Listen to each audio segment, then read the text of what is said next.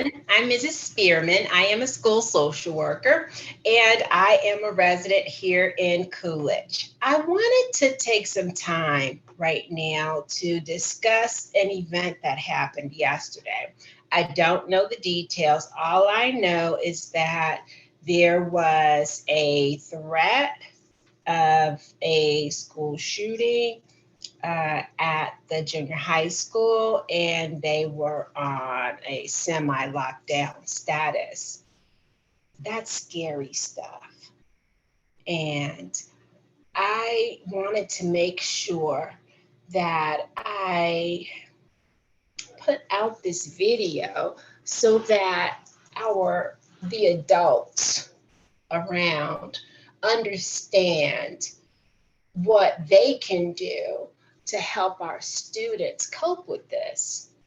You know, so often as adults, we have a big sigh of relief when we see our kids and they aren't talking about tragic things that happen because we think, oh, they're okay, you know.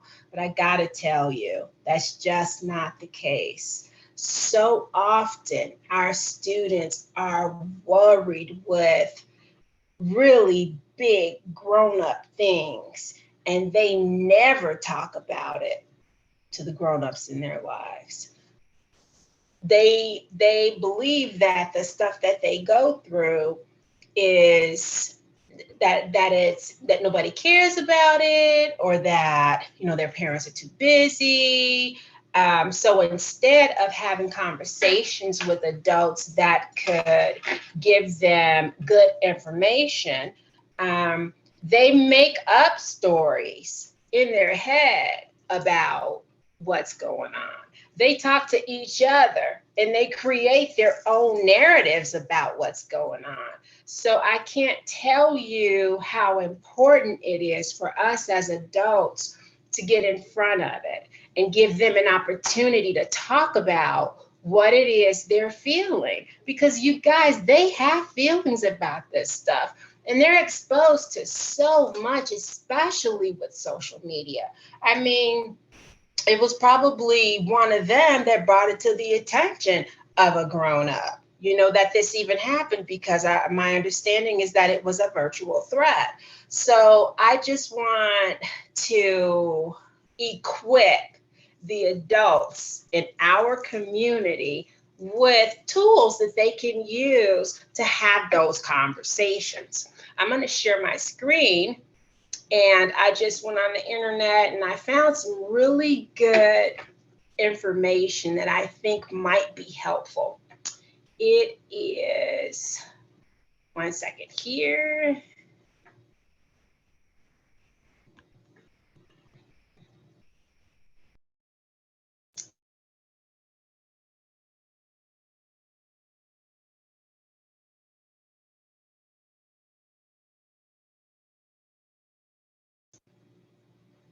Okay, now, how to start the conversation. Okay, one important thing before talking to their children, you guys see this, parents, and this goes for educators as well. Because educators, you guys, teachers, you guys spend a lot more time sometimes with the kids than the parents do. So, creating a space for the students to talk about these things is valuable, okay? But before talking to the children, parents, adults should try to check in with themselves first and address their own stress and anxiety. I had my own feelings about this. I was feeling afraid. I was feeling concerned. I was feeling vulnerable when I heard that. I was feeling powerless. I know there were parents that I was with when I got the news that wanted to go to the school and pick up their kids and they weren't able to. That is terrifying. to believe that your kid is in a potentially dangerous situation and not be able to reach out to them, not be able to get them and keep them safe. So I understand. I didn't even have a child in the school, but I understand what it was like for parents. And the thing about our kids, you guys, is that if we're feeling dysregulated, then co-regulation tells me that they are going to be feeling dysregulated too. They will mirror whatever our emotional state is. So we have to be sure that we have gotten the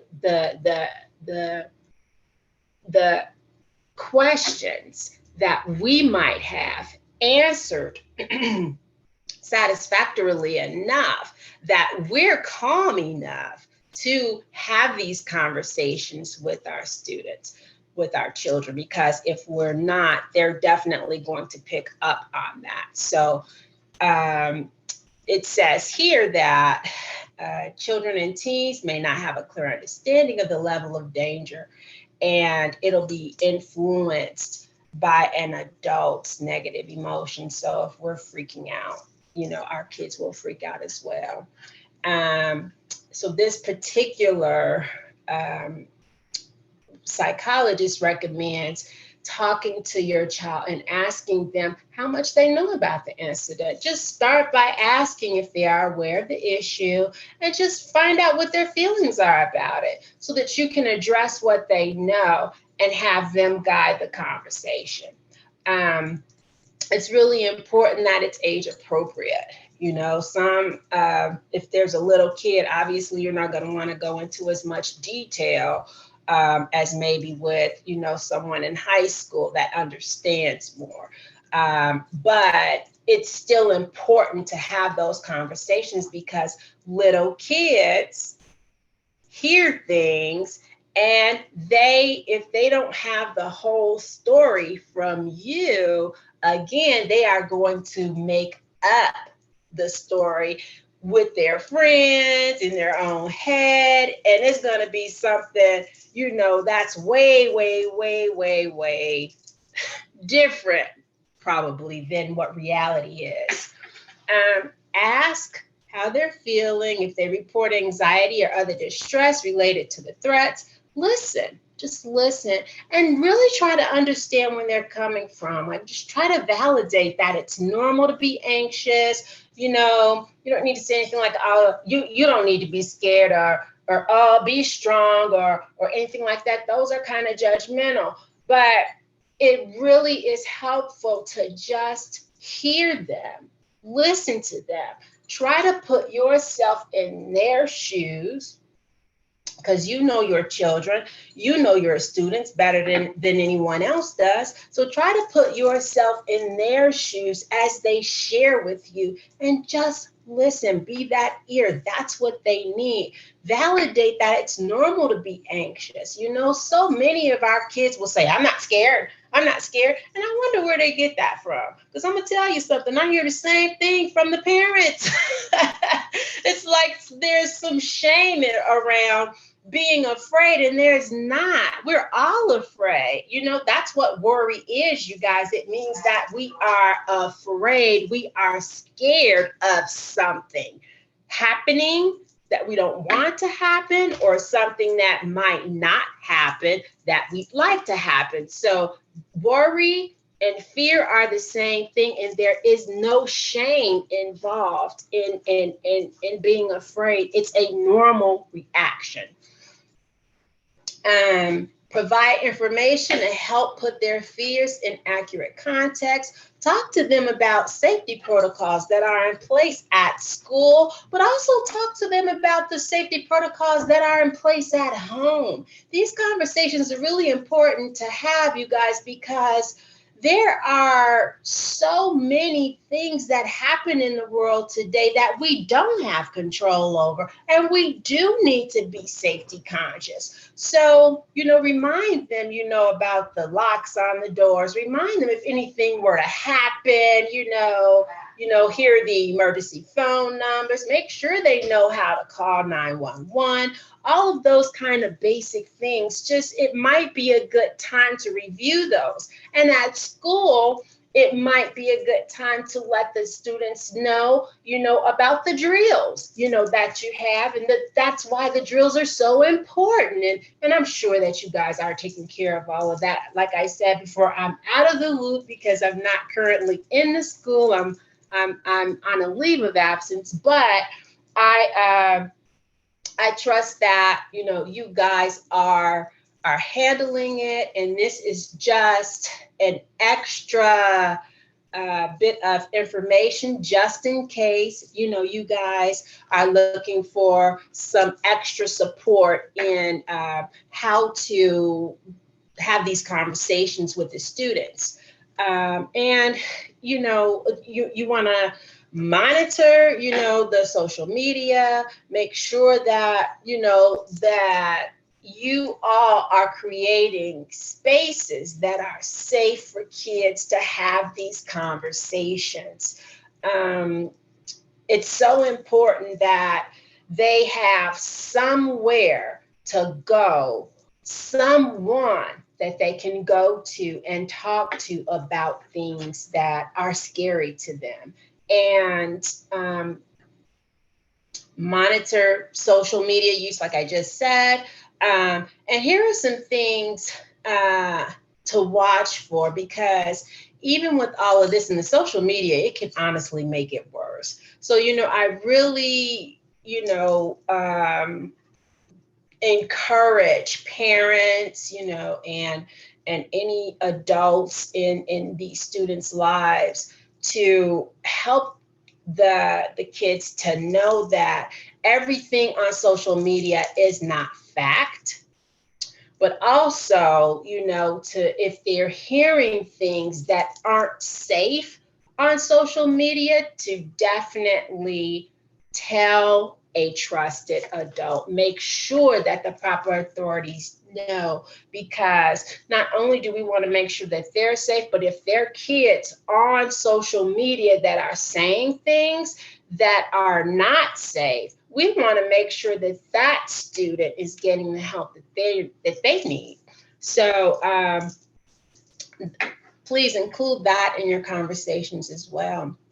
So we know children are resilient, and most of our kids are going to just deal with this, and they'll get over it, and go on with life. But we do have kids who are more prone to anxiety, are more prone to fear. This may have triggered something that happened to them in the past. And so it could affect them in a different way. And we want you to be aware of what those signs are, just in case you see them, and so that you can be aware and make sure that the student gets the help that they need before it gets any worse. With any kind of traumatic event, the sooner it can be addressed, the less chance it has of being the less intense, and the less